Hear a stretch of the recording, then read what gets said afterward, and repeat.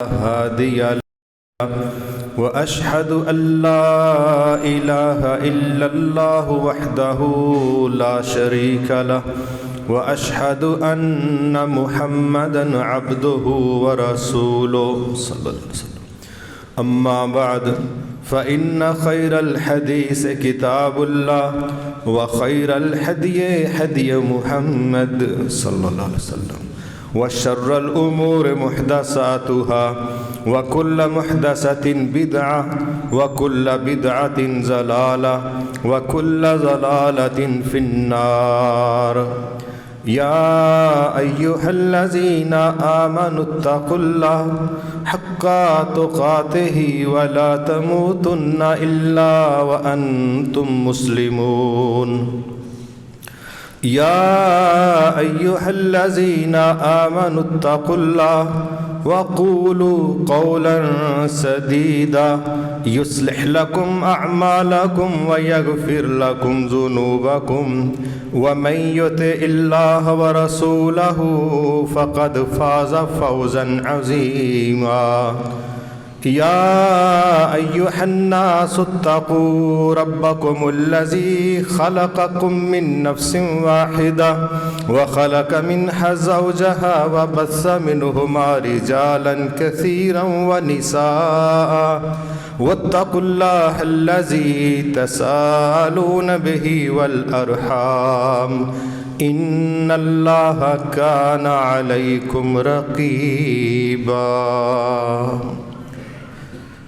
ہر طرح کی حمد و ثنا اس اللہ رب العزت کے لائق ہے جس سے ہر مشکل وقت میں ہم مدد مانگتے ہیں. ہمارا ایمان ہے کہ اللہ جیسی مدد کرنے پر اس پوری کائنات میں کوئی دوسرا وجود قادر نہیں ہے. رسول اللہ صلی اللہ علیہ وسلم نے فرمایا سب سے بہترین بات اللہ تعالیٰ کی بات ہے اور سب سے بہترین طریقہ حضرت محمد صلی اللہ علیہ وسلم کا طریقہ ہے.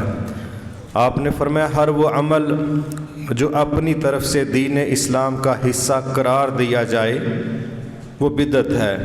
ہر بدعت گمراہی ہے اور ہر گمراہی جہنم میں لے جانے کا باعث ہے. اللہ ہمیشہ ہم سب کو اس سے اپنی پناہ میں رکھے. ہم اس دنیا کی سب سے عظیم ہستی جن کے مقابلے کا برابری کا تصور ہی نہیں حضرت محمد صلی اللہ علیہ وسلم جو انبیاء کے بھی سردار ہیں، امام ہیں، اور دنیا میں بھی اور آخرت میں بھی جو مقام ان کا ہے وہ کسی دوسرے کا نہیں ہے.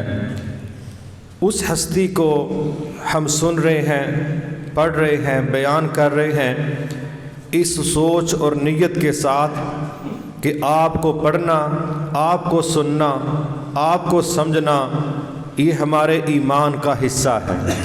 یہ ہماری تربیت کے لیے لازمی ہے. یہ ہماری دنیا میں عزت، عافیت اور آخرت میں نجات کے لیے فرض ہے کہ ہم جس قدر زیادہ اپنے نبی کو سمجھیں اور آپ کے پیچھے چلنے کی کوشش کریں. یہی وہ راستہ ہے جس پر چل کے ہم رب کو راضی کر سکتے ہیں، اور یہی وہ راستہ ہے جس میں آج بھی کل بھی ہمارے لیے چین ہے، آرام ہے، سکون ہے. اور جس قدر گہرائی کے ساتھ ہم آپ کو پڑھیں گے، سنیں گے، سمجھیں گے اور آپ کے پیچھے چلنے کی کوشش کریں گے، انشاءاللہ ہمارے لیے دنیا اور آخرت اتنی ہی اللہ تعالیٰ کامیابیوں کے ساتھ سمیٹ کے عطا فرمائے گا. ہم نے پچھلا حصہ اس کا جو پڑھا سیرت نبوی میں بنیادی طور پر اس میں وحی کا نازل ہو جانا اور آپ کی دعوت کا آغاز کر دینا، اس مرحلے پر ہم پہنچے تھے. آج ہم انشاءاللہ اس سے اگلے حصے پر بات کرتے ہیں. اللہ سے دعا ہے اللہ درست بات کرنے کی اور سمجھ کے ہم سب کو عمل کی توفیق عطا فرمائے. نبی صلی اللہ علیہ وسلم نے جب پہلی وحی نازل ہونے کے بعد دعوت دینا شروع کی، تقریباً 3 سال تک آپ نے اپنی دعوت کو خفیہ طور پر پیش کیا. ایسا ماحول نہیں تھا کہ آپ سر عام دعوت دیتے، نہ آسمانوں کی طرف سے آپ کو کوئی ایسا آرڈر آیا تھا کہ ابھی اس کی یہ ترتیب ہے، تو آپ نے 3 سال سنگل بندے کے پاس بیٹھ کے اپنی بات کی۔ تو چونکہ آپ ایک بندے سے بات کر رہے تھے تو مکہ والوں کو اس پر کوئی خاص تعجب نہیں ہوا۔ آپ سے پہلے کچھ لوگوں نے دین کے نام پر کچھ دعوے کیے تھے، تو یہی سمجھا گیا کہ جس طرح ان لوگوں نے کوئی نیا ورژن پیش کرنے کی کوشش کی تو شاید یہ بھی کوئی ایسا ہی عمل ہے، کوئی نئی چیز نہیں، مگر ان کو خبر نہیں تھی کہ اس جیسی چیز نہ آئی ہے نہ آئے گی، لیکن وہ اس کو ابھی نارملی لے رہے تھے۔ خیر تقریباً 3 سال میں اللہ تعالیٰ نے آپ کو کوئی 40-50 لوگ ایسے دے دیے کہ جو ابھی بڑے واضح طور پر معاشرے میں کھل کے یہ کام بھی نہیں کر رہے تھے، لیکن خفیہ دعوت کے نتیجے میں ایک ٹیم اللہ تعالیٰ نے آپ کو عطا فرما دی۔ اب جب یہ تقریباً 3 سال کا وقت گزرا ہے تو اللہ تعالیٰ نے ایک وحی نازل کی، ایک نیا موڑ آیا دعوتی ڈیزائن میں۔ اللہ نے فرمایا وَأَنذِرْ عَشِيرَتَكَ الْأَقْرَبِينَ، اے پیارے نبی صلی اللہ علیہ وسلم اب ایک اگلا سٹیپ ہے، اور وہ کیا ہے؟ اب آپ اپنے رشتہ داروں کو اللہ سے ڈرائیں۔ اب ظاہر ہے رشتہ داروں کو ایک ایک کر کے تو ڈرانا نہیں تھا، ایک ایک کر کے تو دعوت نہیں دینا مقصود تھی، وہ تو آپ چلا ہی رہے تھے۔ جس بندے میں نرمی پاتے، راحت پاتے، اس بندے کے لیے آپ یہ رویہ اختیار کرتے کہ اس کو اپنا پیغام دے دیتے۔ لیکن نبی صلی اللہ علیہ وسلم نے جب اس دعوت کو قبول کیا کہ اللہ کی طرف سے یہ پیغام آ گیا ہے کہ اپنے رشتہ داروں کو ڈرائیے، اب آپ نے اس پر کیا طریقہ اختیار کیا؟ حضرت علی رضی اللہ عنہ فرماتے ہیں کہ مجھے نبی صلی اللہ علیہ وسلم نے کہا کہ جائیں اور آپ اپنے ان لوگوں کو دعوت دیں۔ خیر کہتے ہیں میں نے جا کے قریش کو دعوت دی، اور 40 کے قریب جو لوگ تھے وہ وہاں ہماری دعوت پر تشریف رکھیں یار، وہ ہماری دعوت پر تشریف لے آئے۔ 40 لوگ جب آ گئے تو حضرت علی رضی اللہ عنہ کہتے ہیں کہ جو ان کے کھانے کے لیے پیش کیا جانا تھا میں بھی اس پر حیران تھا۔ ایک پیالہ دودھ کا تھا، اور سمجھ لیں کہ بس ایک چھوٹی سی بکری کا بچہ تھا، اور حضرت خدیجہ رضی اللہ تعالیٰ عنہا کو کہا گیا کہ یہ کھانا تیار کریں گے، ان لوگوں کو پیش کرنا ہے۔ یہ آپ کی دعوت کا، دین کی دعوت کا طریقہ تھا کہ آپ کھانے کی دعوت بھی دیتے اور ساتھ اپنے دین کی دعوت بھی دیتے۔ تو حضرت علی رضی اللہ عنہ کہتے ہیں کہ 40 کے قریب لوگ تھے جو میری دعوت پر وہاں پہنچے۔ بہرحال کھانا جب پیش کیا گیا وہی چھوٹا سا بکری کا بچہ تھا، اور سمجھ لیں کہ وہ ایک پیالے کے راؤنڈ اباؤٹ دودھ تھا، لیکن سب کے سب لوگوں نے وہ کھایا بھی، وہ پیا بھی۔ یقین کریں وہ کہتے ہیں میں یہ سمجھ رہا تھا کہ یہ اتنا کھانا ہے کہ ایک بندے کو کفایت کرے گا، لیکن بہرحال میں نے دیکھا کہ وہ کھانا 40 لوگوں کو کفایت کر گیا۔ لیکن جب وہاں گفتگو کرنے کا آغاز ہونا تھا تو وہاں پر آپ کے رشتہ داروں میں ایک اسپیشل آئٹم ہی کہہ لیں وہ بھی تشریف لائی ہوئی تھی، ابو لہب۔ اس بندے نے آپ کی بات کا آغاز ہونے سے پہلے کوئی اپنی بات شروع کر دی۔ خطرہ اس کو پہلے ہی تھا کہ معاملہ ہمیں کچھ اور ہی لگ رہا ہے۔ اس بندے نے اس طرح کی گفتگو شروع کی کہ لوگوں آپ پر اس نے جادو کر دیا ہے، یہ آپ کو ہپنوٹائز کر رہا ہے، یہ آپ کو ڈی ٹریک کر رہا ہے، آپ کیوں اس کی باتوں میں آ رہے ہو؟ اتنی باتیں اس بندے نے کی کہ لوگ اٹھ کے چلے گئے، اور اللہ کے نبی اس موقع پر بات کر ہی نہ سکے۔ دوسری روایات میں آتا ہے کہ 3 دن اللہ کے نبی نے یہی کام کیا، مسلسل حضرت علی کو کہتے جاؤ آج بھی لوگوں کو بلا کے لاؤ، پھر آپ کھانے کی دعوت بھی دیتے، پھر آپ دعوت دیتے۔ تو 3 دن یہ ابو لہب جو تھا یہ پہلے بات شروع کر دیتا اور اپنی بات اس طریقے سے پیش کرتا کہ لوگ بہرحال اٹھ کے چلے جاتے، اور اللہ کے نبی کو اپنی بات کرنے کا موقع نہ ملا، یا آپ نے بالآخر فضا مناسب نہ سمجھی تو آپ نے بات نہ کی۔ بڑے آپ پریشان تھے کہ یہ عجیب معاملہ ہونے جا رہا ہے۔ الغرض پھر یہاں پر ایک کام ضرور ہوا، آپ کے چچا جو ابو طالب تھے نا، انہوں نے آپ کی بات کو سن کے ایک بڑا خوبصورت جملہ کہا. کہنے لگے بھتیجے، جو بات آپ کر رہے ہو نا، اللہ کی قسم میں اس کو صحیح سمجھتا ہوں، لیکن میری مجبوری یہ ہے کہ میں اپنے دادا کے دین پر، آباء و اجداد کے دین پر میں اس سے منحرف نہیں ہونا چاہتا، میں اسی دین پر مرنا چاہتا ہوں. لہذا آپ کے دین کو قبول کرنے والی بات کا تو میں نہیں کہتا، لیکن میں یہ سمجھتا ہوں کہ آپ جو کہہ رہے ہو یہ بالکل صحیح ہے. آپ یہ کام کرو، کوئی بندہ آپ تک اس وقت تک نہیں پہنچے گا جب تک میری لاش مٹی میں دفن نہ ہو جائے، اس وقت تک آپ کو کوئی ہاتھ نہیں لگا سکتا، میں آپ کے ساتھ کھڑا ہوں.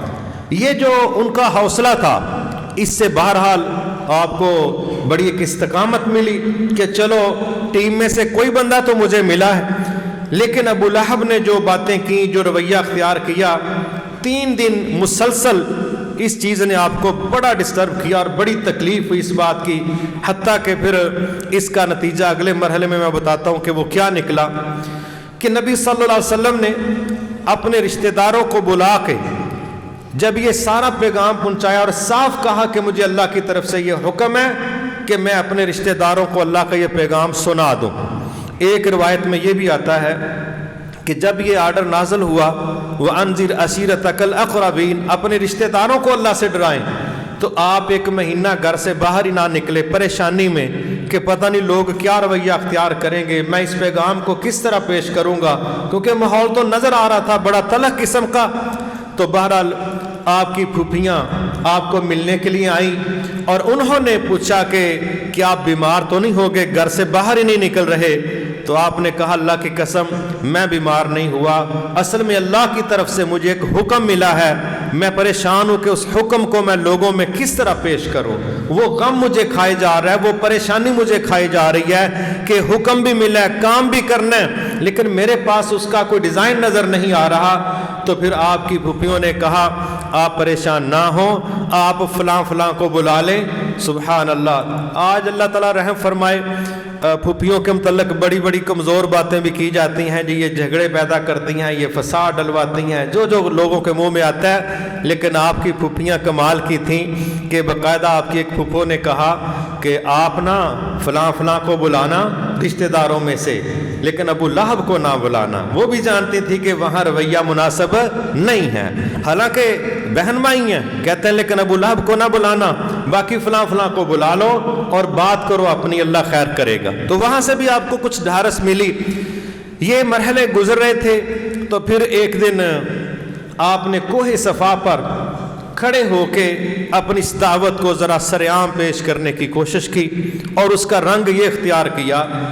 وہاں یہ رواج چلتا تھا، سمجھے کہ وہ ایک میڈیا کا پوائنٹ تھا جہاں سے خبروں کو لانچ کیا جاتا تھا، اور کوئی بھی خوفناک خبر جب کسی کو دینا ہوتی تھی بالخصوص دشمنوں کے حوالے سے، تو یہی ایک کوہ صفا تھا جس کے اوپر چڑھ کے لوگوں کو آواز دی جاتی، پھر وہاں سے اپنا پیغام نشر کیا جاتا.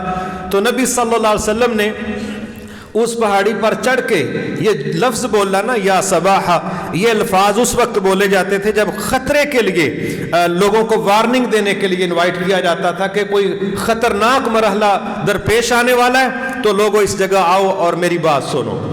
تو کہا جاتا ہے کہ ہر بندے نے کوشش کی کہ وہ وہاں پہنچے، جو خود نہیں پہنچ سکا اس نے کہا میں نہیں جاتا تو میرا کوئی نمائندہ ضرور جائے، کوئی غلام چلا جائے، کوئی رشتہ دار چلا جائے. لیکن ہر بندے نے کوشش کی کہ وہاں پر جایا جائے، چونکہ وہ حساس مقام ہے، کوئی اہم قسم کی خبر ہو سکتی ہے، عام خبر نہیں ہے.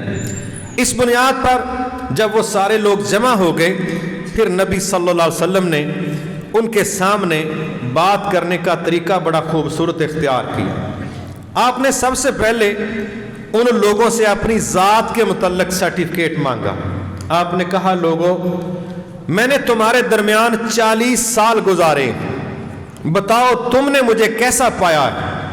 کہنے لگے آپ امین ہیں، صادق ہیں، آپ امانت دار ہیں، آپ سچے ہیں. آپ نے کہا اچھا فرض کریں میں یہ کہہ دوں کہ جس پہاڑی پر میں کھڑا ہوں آپ میرے سامنے اور اس پہاڑی کی بیک پر آپ نہیں دیکھ رہے، میں دیکھ رہا ہوں، میں اونچی جگہ پر کھڑا ہوں، اگر میں یہ کہہ دوں کہ اس پہاڑی کی بیک پر ایک لشکر آ رہا ہے، ایک فوج آ رہی ہے جو تم پر حملہ کرنے والی ہے، تو کیا تم میری اس بات کو مان جاؤ گے؟ سب کہنے لگے بالکل مان جائیں گے۔ آپ نے پوچھا کیوں؟ خود ہی کہنے لگے اس لیے کہ ہم نے سوائے سچ کے آپ سے کبھی کچھ اور نہیں سنا، آپ نے ہمیشہ سچ بولا ہے، تو ہم سمجھیں گے اگر آپ یہ کہہ رہے ہیں کہ پیچھے لشکر ہے تو بالکل ہوگا۔ جب یہ دو باتیں آپ نے ان سے منوا لی تو پھر آپ نے کہا سنو، میں تمہیں اس دعوت کی طرف بلا رہا ہوں جس کا نظریہ یہ ہے لا الہ الا اللہ۔ میں تمہیں یہ دعوت دے رہا ہوں، میں تمہیں یہ خبر دے رہا ہوں کہ اس کائنات میں اللہ کے علاوہ کوئی رب نہیں ہے، کوئی الہ نہیں ہے، کوئی قابل عبادت نہیں ہے۔ اور سنو، قیامت آئے گی، سنو، مردہ لوگ اٹھائے جائیں گے، حساب کتاب ہوگا۔ تمہارا یہ جو نظریہ ہے کہ مرنے کے بعد کون اٹھے گا، کیسے اٹھے گا، یہ باطل نظریات ہیں، تو ایک اللہ کی طرف میں تمہیں دعوت دیتا ہوں، اس دعوت کو قبول کر لو۔ اب پہلے سارے مان رہے تھے، آپ نے کبھی جھوٹ نہیں بولا۔ جب دین کی دعوت آپ نے پیش کی تو پھر وہاں پر طرح طرح کے جملے کسے گئے، طرح طرح کی باتیں کی گئیں، اور یہی ابو لہب اس نے پھر جو جملہ بولا کہ نعوذ باللہ تیرے ہاتھ ٹوٹ جائیں، اس لیے ہمیں یہاں بلایا تھا، ہم سمجھے کہ کوئی بڑی خاص بات ہے، کوئی بڑا خاص پیغام ہے، اس لیے ہمیں دعوت دی تھی۔ جب اس شخص نے یہ جملے بولے تو پھر آپ تو خاموش رہے، لیکن آپ کو بھیجنے والا پھر بولا تبت یدا ابی لہب و تب۔ اللہ تعالیٰ نے پھر پوری سورت نازل کی اور کہا کہ تیرے ہاتھ ٹوٹیں گے، تو اور تیری بیوی جہنم کے اندر جائیں گے۔ وہ جو لکڑیاں جمع کر کر کے یہ کام کرتی ہے، اور تیرا یہ جو رویہ ہے، نہ تیرا مال تیرے کام آئے گا، نہ تیری چدراہٹ تیرے کام آئے گی، تم دونوں کا اینڈ یہ ہوگا تمہارے ہاتھ ٹوٹیں گے، اور میرا نبی صلی اللہ علیہ وسلم وہ محفوظ رہے گا، مامون رہے گا، وہ اللہ کے حصار میں اور دفاع میں رہے گا۔ اس موقع پر لوگوں نے بڑی تعداد میں بہرحال آپ کی دعوت کو اگر قبول نہیں نہ کیا تو کم از کم ہر بندے کا رویہ سخت نہیں تھا۔ یہ چند لوگ تھے جنہوں نے اس طرح کی منفی گفتگو کی، البتہ اکثر لوگ خاموشی سے بات سن کے وہاں کچھ نہ بولے اور چلے گئے، لیکن تنہائیوں میں جا کے جب غور کرنے لگے، ادھر سے شیطان کو بھی موقع ملا، پھر اس نے وسوسے بھی پیدا کیے، اور جس طرح امید تھی کہ کوئی بلک میں بڑی تعداد اللہ کا دین قبول کر لے گی، وہ کام نہ ہو سکا۔ لوگوں نے ایک بڑی تعداد میں یکدم کوئی ٹیم کی شکل میں، گروہ کی شکل میں، وہ آپ کے ساتھ اس طرح نہ ملے کہ جس کو دیکھ کے بندہ کہہ سکے رہے یہ جلسہ ہمارا اس نقطہ نظر سے بڑا کامیاب رہا ہے۔ یہ بھی بہرحال ایک مرحلہ تھا، آپ نے یہ جب گزارا، اس کے بعد اگلا مرحلہ آ گیا، وہ بڑا عجیب تھا۔ بعض اوقات اسلام کے دشمن جب کوئی کام کرتے ہیں نا بڑی اپنے آپ کو ہوشیار چلاک سمجھ کے، تو وہ سمجھتے ہیں کہ اس کا نتیجہ ہماری مرضی کے مطابق آئے گا، لیکن ایسا ہوتا نہیں۔ اللہ فرماتے ہیں ایک جگہ وَيَمْكُرُونَ وَيَمْكُرُ اللَّهُ وَاللَّهُ خَيْرُ الْمَاكِرِينَ۔ ایک چال زمین پر کفار چلاتے ہیں اور ایک چال آسمانوں پر اللہ تعالیٰ چلاتے ہیں، اور جو چال اللہ کی ہے، جو تدبیر اللہ کی ہے، جو منصوبہ بندی اللہ کی ہے، وہی غالب آتی ہے، وہی صحیح ہوتی ہے، وہی حرف آخر ہے۔ لیکن اللہ کے دشمن بھی بہرحال منصوبہ بندیاں کرنے سے باز نہیں آتے۔ اب یہ پریشان ہے کہ یہ دعوت تو کھل رہی ہے، یہ دعوت تو اب ہر جگہ پہنچ رہی ہے، اب اس کے راستے میں بند باندھنا بڑا ضروری ہے، کیا تدبیریں کریں؟ یہ آئے روز سر جوڑ کے بیٹھ جاتے، آئے روز تبصرے تجزیے کرتے، منصوبہ بندیاں کرتے، سمجھ کچھ نہ آتا۔ ایک دن پریشان ہو کے بیٹھے، کہنے لگے سنو، حج سر پہ آ گیا ہے اور دنیا کی بڑی تعداد نے حج کے لیے بیت اللہ کی طرف آنا ہی آنا ہے، تو اندازہ کرو جب یہ شخص اتنے بڑے پلیٹ فارم پر اپنی دعوت پیش کرے گا تو پتہ نہیں کون کون اس کی دعوت کو قبول کر جائے گا، ہم تو فیل ہو جائیں گے۔ تو کوئی حل کرو، کوئی طریقہ ڈھونڈو کہ ان کی دعوت کو روکا جا سکے۔ اب منصوبہ بندیاں ہو رہی ہیں، سبحان اللہ۔ کوئی یہ تجویز دے رہا ہے، کوئی وہ تجویز دے رہا ہے، بڑے منصوبے پیش ہو رہے ہیں، سمجھ نہیں آ رہی۔ جو بھی تجویز دیتا ہے کوئی نہ کوئی بندہ کہتا ہے نہیں یہ نہیں چلنی۔ مثلا میٹنگ ہو رہی ہے، کیا کہا جا رہا ہے کہ اچھا جی باہر سے لوگ آئیں گے تو ان کو کیا کہو گے؟ ایک بڑا سمجھدار اٹھا اپنی طرف سے، کہتا ہے ہم کہیں گے نعوذ باللہ یہ پاگل ہیں۔ تو وہ جو میٹنگ چلا رہا تھا نا کہنے لگا نا واللہ اس کی حرکت کوئی بھی پاگلوں والی نہیں، وہ تو بڑا صحیح چلتا پھرتا ہے، اس کی تو شرطیہ کوئی حرکت پاگلوں والی نہیں۔ آپ کس طرح مجنوں کہو گے اس کو؟ کوئی دلیل تو دینی پڑے گی، ایویں ہی کہہ دینا پاگل۔ وہ بیٹھ گیا، ایک دوسرا کھڑا ہوا، ہم کہیں گے جی یہ شاعر ہے۔ تو وہ پھر بندہ میٹنگ چلانے والا کہتا ہے نہیں نہیں شاعر والی بات ہی کوئی نہیں، وہ بندہ تو اس طرح کا کلام ہی نہیں کرتا، اس کا کلام بڑا کمال کا ہے، مجھے پتا ہے، میں سارے شعر و شاعری کی باریکیوں کو جانتا ہوں، شاعروں والی بات کوئی نہیں ہے۔ وہ بھی بیٹھ گیا، کیا پھر کیا کریں؟ ایک اور اٹھا، ہم کہیں گے جی اصل میں ان کا فلانا مسئلہ ان کو جن چمٹ گیا ہے۔ تو وہ پھر میٹنگ چلانے والا کہتا ہے یہ بات کہاں سے کریں، جن کو سائے ہوتے ہیں جن چمٹتے ہیں ان کا اپنے اوپر کنٹرول ہی نہیں ہوتا، یہ تو بھائی باتیں ہی بڑی سمجھداری کی کرتے ہیں، کیسے کہو گے جن چمٹ گیا، ویسی تو حرکت ہی کوئی نہیں، ویسی تو سچویشن ہی نہیں ہے۔ وہ سارے کہنے لگے اچھا بھائی پھر تو ہی بتا کیا کرنا ہے، ہمیں تو جو تجویزیں آتی تھیں ہم نے تو دے دی ہیں۔ اللہ اکبر۔ پھر اس بندے نے کہا کہ اچھا جو سب سے زیادہ مجھے بات سمجھ آتی ہے نا وہ صرف یہ آتی ہے کہ ہم لوگوں میں نہ تو ان کی کردار کشی کر سکتے کہ ہم کہیں کہ کریکٹر وائز ٹھیک نہیں ہے، یہ ہم کر نہیں سکتے کیونکہ ایسی چیز کوئی نہیں، نہ ہم ان کو شاعر کہہ سکتے ہیں نہ ہم ان کو مجنوں کہہ سکتے ہیں۔ ایک بات مجھے سمجھ میں آ رہی ہے کہ ہم لوگوں کو کہیں کہ اس بندے پر نہ جادو ہو گیا ہے اور یہ دوسروں پر بھی جادو کر دیتے ہیں، یہ جادوگر ہے۔ جو بندہ اس سے ملتا ہے متاثر ہو جاتا ہے، اپنے ماں باپ کے خلاف ہو جاتا ہے، رشتہ داروں کے خلاف ہو جاتا ہے، ماں باپ رشتہ دار جس سوچ پر تھے پیج پر تھے یہ اس سے ان کو ہٹا دیتا ہے، یہ گھروں میں دراڑیں ڈالنے کی وجہ بنتا ہے یہ بندہ، اور اس شخص کی وجہ سے خاندان پھٹ جائیں گے، یہ اس کی باتوں میں جادو ہے تو اس کے جادوئی اثر سے بچو اور اس کا بہترین حل ہے ان سے ملاقات ہی نہ کرو۔ یہ جی فائنل ان کا یہ پروپیگنڈا طے پایا۔ اب وہ گروہ بنا رہے ہیں، ٹیمیں بنا رہے ہیں اور حج کرنے کے لیے لوگ آ رہے ہیں۔ ظاہر ہے اس وقت کے لوگ پہلے آج بھی بڑی دنیا پہلے ہی پہنچ جاتی ہے، کئی لوگ کہہ لیں کہ حج ہونے سے 30 دن 40 دن پہلے پہنچے ہیں تو انہوں نے سٹے کرنا ہے، بیٹھنا ہے، آنا جانا ہے۔ اب مکہ والے کیا کر رہے ہیں؟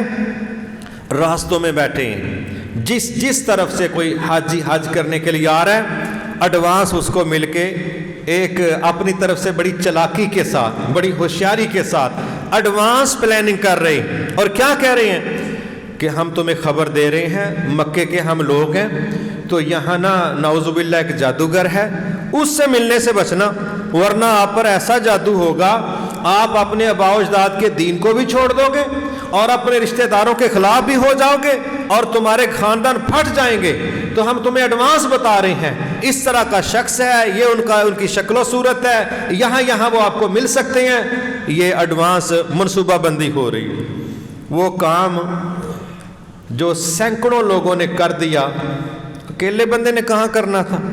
اب یہ انسانی فطرت ہے کہ آپ یہ کہیں نا ادھر دیکھنا منع ہے تو بندہ کہانی اکھی تھوڑا جا ویندا ضرور ہے کیڑی شے ہے ادھر ویکھو تے صحیح، ایک باری ضرور ویندا ہے۔ یہاں گاڑی نہیں کھڑی کرنی، لوگ کھڑی کر کے ادھر ادھر گور کے دیکھتے ہیں کہ کون ہے روکن والا، بھئی اس سے آگے نہیں جانا، چلو تھوڑا گان الر کے ویکھو تے صحیح اگے کی ہے۔ یہ انسانی مزاج ہے کہ آپ نے جس کام سے اس کو روکنا ہے نہ کرے ہو، اس نے کہا بھائی کر کے بکھانا ہے، یہی ہے۔ جس طرح وہ بڑا مشہور ہے کہ ہمارے ڈرائیور بھائیوں کو کہا جائے نا اتھوں دی گڈی نہیں لنگ سکتی، انہوں نے ہوں اتھوں دی لنگے گی، تو یہ ہمارا مزاج ہے کہ بھائی جو ہمیں روکا جا رہا ہم نے وہ کرنا ہے۔ جب دنیا کو یہ پروپیگیٹ کر کے سمجھانے کی کوشش کی گئی کہ بھئی اس بندے سے نہیں ملنا، تو لوگوں نے کہا یار ملن چ کی حرج، ملیے تے صحیح نا، او کیڑا مطلب اے کیڑا جادو ہے کہ بندہ ملے تے بندہ اپنے آپ تے کنٹرول نہ رکھ سکے، ملن چ کی حرج۔ انہوں نے پتہ نہیں کتنی دنیا کو ایڈوانس خبر پہنچا دی انڈائریکٹ کہ ملیو ضرور، الٹا کام یہ ہوا۔ بہرحال آپ اپنی دعوت دینے کے لیے نکلے اور وہ بھی اپنی دعوت دینے کے لیے نکلے. موضوع آپ کی ذات ہی تھی, موضوع آپ کا نظریہ تھا, موضوع آپ کی دعوت تھی. کرنے والے بہت زیادہ تھے, اس دعوت کو پھیلانے والے بہت زیادہ تھے. لاشعوری طور پر ان کو سمجھ نہیں آ رہی تھی کہ یہ تعویذ پٹھے پڑنے جا رہے. بہرحال اس سال یہ ہوا, کوئی بڑی تعداد نہیں, دین قبول تو نہیں کیا, مگر جب یہ لوگ حج کر کے واپس گئے تو کوئی علاقہ ایسا نہیں تھا جہاں آپ کے پہنچنے سے پہلے ہی آپ کی دعوت نہیں پہنچ گئی تھی. کوئی دوسرا میڈیا نہیں تھا, موجودہ کوئی ذرائع ابلاغ کی سہولت کا تصور نہیں ہے, مگر فزیکلی جو لوگ آئے اور باتیں سن کے گئے اور کمپیریٹیو سٹڈی کے لیے آپ کو بھی مل کے گئے. انہوں نے اپنے علاقوں میں جا کے پھر وہ جلسے کیے, ہر بیٹھک میں, ہر چوراہے میں, ہر کعوے پر, ہر چائے پر پھر یہ باتیں چلنی تھیں کہ وہ کیا کہتے ہیں, ان کے مخالفین کیا کہتے ہیں, دونوں کی باتوں میں کیا دم خم ہے, دونوں کی دلیلوں میں کتنا وزن ہے. لوگ موازنے کر رہے تھے اور آپ ابھی مکہ میں تھے, لیکن آپ کی دعوت ہر طرف گونجنا شروع ہو گئی. یہ جو ماحول اللہ کی طرف سے بنا تھا, اس کا تصور انہوں نے کیا بھی نہیں تھا کہ کام یہ ہو جائے گا. بہرحال اللہ تعالیٰ نے اس میں ایک مدد یہ بھی کی کہ آپ کا جو تعارف تھا وہ ہر طرف پہنچا. ان لوگوں نے بڑی بے بسی محسوس کی کہ کریں کیا, ہم جو بھی چال چلتے ہیں وہ ہمارے خلاف ہی ہو جاتی, وہ الٹ ہو جاتی. پھر انہوں نے یہی کوشش کی جو ان کے پاس کچھ نہ بچا, کیونکہ جب دلیل نہیں نہ ہوتی پھر لہجے بگڑ جاتے. کیا خیال ہے, جب دلیلیں ختم ہوتی ہیں نا پھر لہجے بگڑتے ہیں, پھر الفاظ کی سلیکشن نوکدار ہو جاتی, اور پھر لوگوں کا والیوم آٹومیٹکلی بلند ہونا شروع ہو جاتا ہے, پھر چہرہ بھی سرخ ہوتا ہے, پھر بڑا کچھ بدلتا ہے. کیونکہ اب وزن دلیل میں تو رہا نہیں, بجائے اس کے کہ دلیل اونچی کی جاتی, وہ آواز اونچی کر کے دبانا چاہتے ہیں, لیکن دلیل کا وزن اپنا ہوتا ہے اور دائیں بائیں کی فضولیات کا وزن کوئی نہیں ہوتا, وہ ہواؤں میں ہوتی. انہوں نے پھر جو کچھ ہو سکتا تھا پروپیگنڈا کے طور پر کیا. اب ان کے پاس ایک دو چارہ کار رہ گیا تھا, انہوں نے اس میں اپنا کردار ادا کی. وہ کیا تھا, یہ نہ وقفے سے وفد لیتے اور آپ کے چچا ابو طالب کے پاس آ جاتے اور ان کو پیشکش کرتے کہ بھئی آپ کے بھتیجے نے نا اب یہ حرکت شروع کر دی, اب یہ کام شروع کر دیا, آپ ان کو روکیں, منع کریں, نہیں تو یہ ہو جائے گا, وہ ہو جائے گا.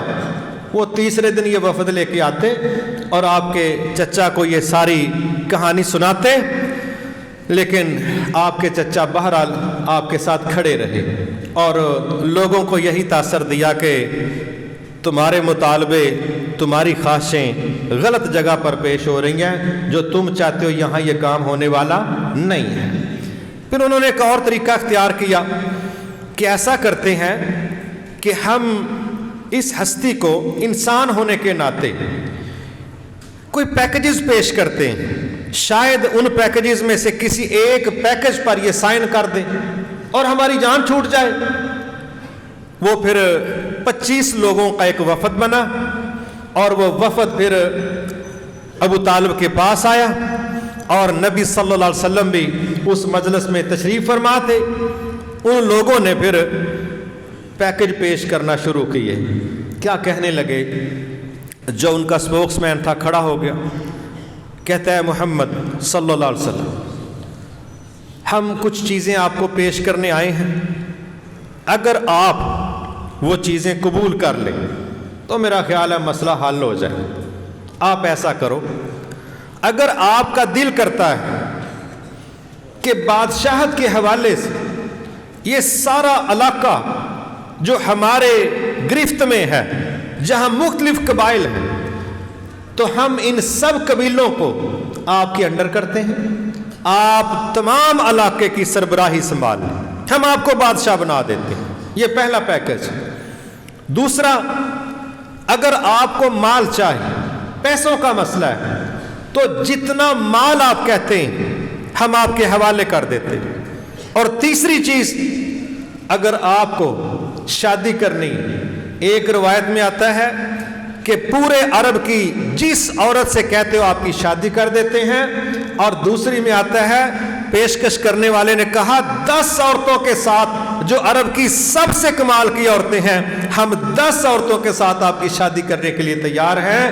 یہ 3 پیکیجز پیش کیے، بادشاہت، 10 عورتوں کے ساتھ نکاح کی پیشکش اور جتنا مال کہتے ہو، لیکن مقابلے میں، معاوضے میں، صلے میں کیا چاہیے؟ دعوت کا کام چھوڑ دو، دعوت کا کام چھوڑ دو، یہ نظریہ توحید کا روک دو، یہ لا الہ الا اللہ کی بات نہ کرو جس میں ہمارے سینکڑوں خداؤں پر کراس لگتا ہے، یہ نہ کرو۔ اب بتاؤ کیا کرنا ہے؟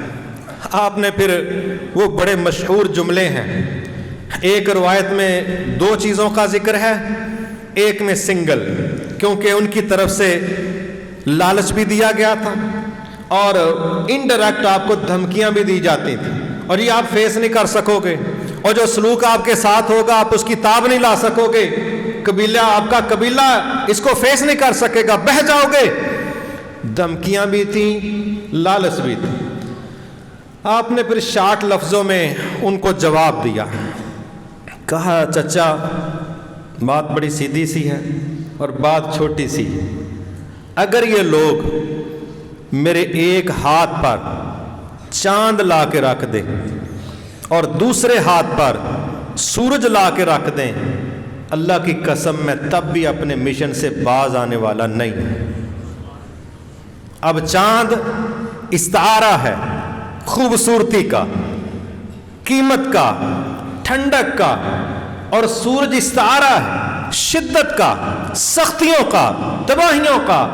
کہا جس لیول کی یہ سختی کرنا چاہتے ہیں یہ کر لیں، جس لیول کا یہ مال اور دنیا پیش کرنا چاہتے ہیں یہ کریں، دنیا کا کوئی لالچ اور دنیا کا کوئی خوف مجھے میرے مشن سے بالکل 1 سینٹی میٹر بھی پیچھے ہٹنے کے لیے تیار نہیں کر سکتے، جو کرنا انہوں نے کریں۔ جب یہ بات سنی تو یہ بات کہہ کے نا آپ اٹھ کے چل پڑے، تو آپ کے چچا ابو طالب نے پیچھے سے بلایا۔ اس وقت اللہ کے نبی کی آنکھوں میں آنسو بھی تھے کہ یہ لوگ مجھے کیا پیشکش کر رہے ہیں، میرا مشن دیکھو، میرا کام دیکھو، یہ کس طرح کے پیکیجز پیش کر، مجھے سمجھ کیا رہے ہیں یہ۔ تو آپ کی آنکھوں میں آنسو تھے جب آپ نے ان کی دعوت کو ٹھکرا کے اپنے عزم کا اظہار کیا۔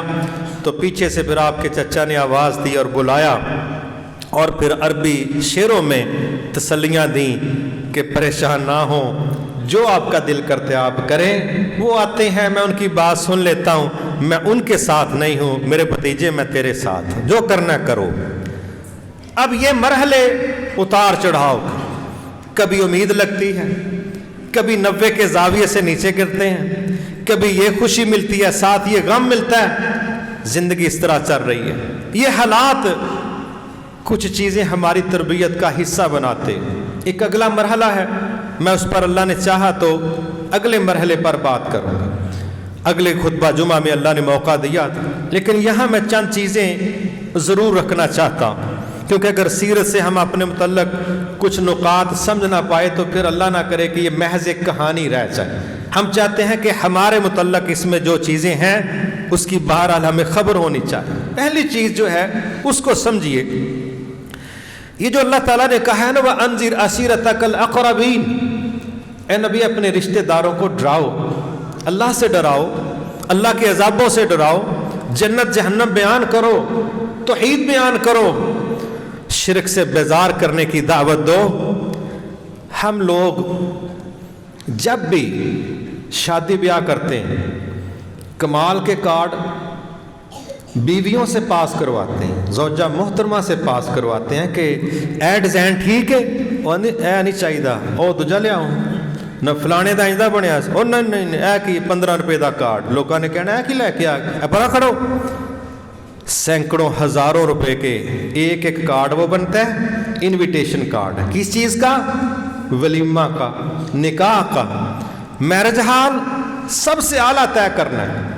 اچھا جی، اب شادی ایک ہی ہے، خرچے ہزاروں کو پڑ گئے، ہر کوئی پرتکلف مصیبت میں پھنسا ہوا ہے، ہر کوئی چاہتا ہے کہ دلہن کے پاس جب میں کھڑی ہوں تو لوگ کہیں نہیں ماشاءاللہ دلہن تو بہت ہی سونی ہوتی تائی لگن ڈائی گی. تائی نے بھی اپنے تے چنگا خرچہ کروایا, جو ورکشاپ تے ڈینٹنگ پینٹنگ ہو سکتی انہیں بھی پوری کروائی, اور ماشاءاللہ تایا جی بھی نالے سے چکر چنے کے پتہ لگے تو سیدھا منڈے کھنڈے لگن دے. ہر کوئی ورکشاپ سے ہو کے آ رہا ہے, ہر کوئی اپنی پوری پینٹنگ کروا کے آ رہا ہے. ایک بندے کی شادی ہے, وقت سینکڑوں خاندانوں کو پڑا ہوا ہے, سب خرچ کرنے کروانے کے لیے تیار ہیں. مجال ہے کسی کی جرت ہو اس شان و شوکت کے ساتھ کوئی دعوت کرے نا سارے رشتہ داروں کی, اور کہے صرف میرے دوست اور رشتہ دار آئیں گے, عامت الناس نہیں, اور وہاں اللہ کے دین کا پیغام سنایا جائے گا. کسی کی ہے یہ اخلاقی جرت؟ کوئی کرتا اتنا بڑا خرچ, کوئی کرتا اتنا بڑا اہتمام کہ میں بلاتا ہوں نا اپنے 1000 دوستوں کو, رشتہ داروں کو جو میرے بیٹے کے ولیمے میں برات میں آئے تھے, اور ہم نے میرج ہال کے سارے ہال بک کروائے تھے, اور جگہ نہ پارکنگ کی ملتی تھی نہ کھانے کی ملتی تھی. کتنے لوگوں نے کھڑے ہو کے انتظار کیا ماشاءاللہ, کیونکہ ولیمہ تھا, کیونکہ نکاح تھا. کس کے اندر یہ اخلاقی جرت ہے کہ اس طرح کا پروگرام اللہ کے دین کے لیے بھی کر؟ نہیں. کہاں اتنے خرچے ضروری سمجھے جائیں گے؟ میرے محترم بھائیوں, وہاں ہوتی ہے ہماری عزت کی بات, وہاں ہوتی ہے ہماری ناک کٹنے کا مسئلہ, وہاں ہوتا ہے اپنا جعلی سٹیٹس ہائی لائٹ کر کے دکھانا, وہاں ایڑیاں والے جوتے پہن کے ہم اپنا قد اپنے سے بڑا دکھانا چاہتے ہیں. پھر کئی سال تک اس نکاح اور ولیمے کے خرچوں کے آفٹر شاکس, وہ زلزلے ہمیں سیدھا نہیں ہونے دیتے. اس لیے تو ہم کہتے ہیں ایک دا ویاہ کیتا ہے دوجے دا کو 2 سال ٹھہر کے کران گے. کیوں؟ ماشاءاللہ پہلا لینٹر ہی نہیں سکن ڈیا جڑا پا بیٹھے ہیں, تے دوجا بعد چ ویکھاں گے. یہ ہمارے گلے میں پڑا مسئلہ. اب اللہ کے دین کے لیے او نہیں توبہ یار, اے کون سندا جے؟ میرے رشتہ دار ادھے کتے انج مشرک جے تے وہ 2-4 گھر او نے جے میں منافق ہی کوئی نہیں ویکھیا, یقین کریو تے کہے دی گل سندا ہی نہیں. فلانا اورے دل تے مور لگی ماشاءاللہ, ایتھے ہی دی اپنی لیبارٹری ہے, سارے رشتہ داراں نو انہاں سینسر کر کے ایتھے سب نو فارغ کر چھڑیا. ایک کلا ہی مومن رہ گیا تے رشتہ داراں چوں بندہ بچیا کوئی نہیں. جے کوئی جنت وال تریا بھی تے نے اگے لات ڈا چھڑنی ہے, نے جان نہیں کسے نو دینا. کیوں؟ ہمارے نزدیک دین کے لیے انویسٹ کرنا کوئی کمال نہیں ہے. دین کے لیے اس طرح کی پرتکلف دعوت کرنا, رشتہ داروں کو جمع کر کے, یہ ہمارا کوئی کام نہیں ہے. ہم اس کو کیا سمجھتے ہیں؟ ہاں جب دوسرے کام ہوں گے, ہمارے ہاں تو بچوں کے ختنے ہوں تو اتنا بڑا پروگرام ہو جاتا ہے, بندہ کہتا ہے اللہ خیر کرے ماشاءاللہ, ہاں جی آج بچے دے ختنے نے, چلو جی پروگرام ہو رہا ہے. میرے محترم بھائیوں, کہ ایسا نہیں ہو سکتا. ہم 6 بچوں کے نکاح کرتے ہیں, نکاح کے خرچے سب کو پتہ ہے, ولیمے کے خرچے سب کو پتہ ہے. نارملی 5-6 بچے تو ہمارے ماشاءاللہ پاکستان میں چلتے ہی چلتے ہیں. اگر ہم 12 فنکشن لاکھوں روپے والے کر سکتے ہیں, کیا زندگی میں ایک فنکشن بھی اسی لیول کا صرف اللہ کے دین کی دعوت کے لیے ہم نہیں کر سکتے؟ ایک فنکشن, میں کہتا ہوں 6 بچوں کے 12 فنکشن ہیں, ولیمے کا الگ اور نکاح کا الگ.